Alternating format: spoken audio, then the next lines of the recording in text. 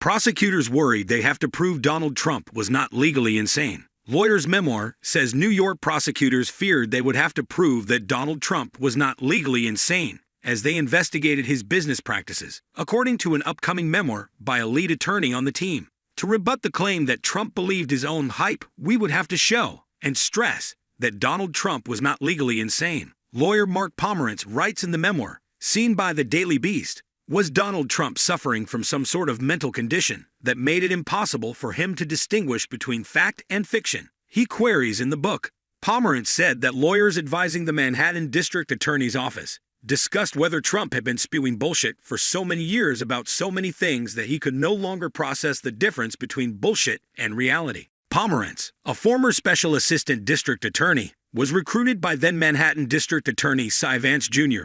to work on the criminal investigation into Trump and his family businesses. He joined the team in February 2021. He and another lawyer, Kerry Dunn, quit in protest a year later, with Pomerantz citing his frustration with Vance's successor, Alvin Bragg Jr., indicating he had doubts about plans to indict Trump. Bragg has since ramped up the investigation into Trump's businesses and has revived an investigation into hush money paid to porn star Stormy Daniels in 2016. The Daily Beast received an advance copy of the book, People vs. Donald Trump, an inside account, which is due to be released on Tuesday.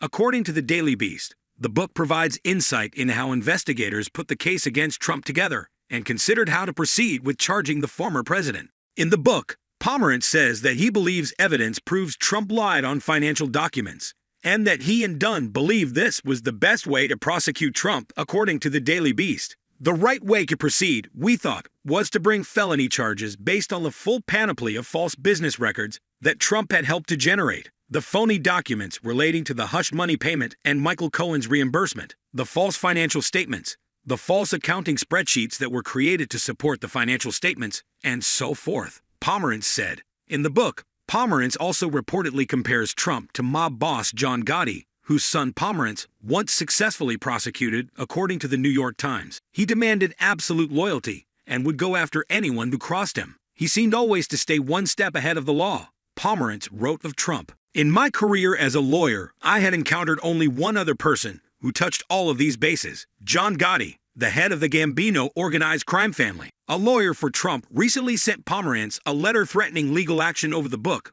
according to the New York Times. If you publish such a book and continue making defamatory statements against my clients, my office will aggressively pursue all legal remedies, Trump lawyer Joe Tacopina said.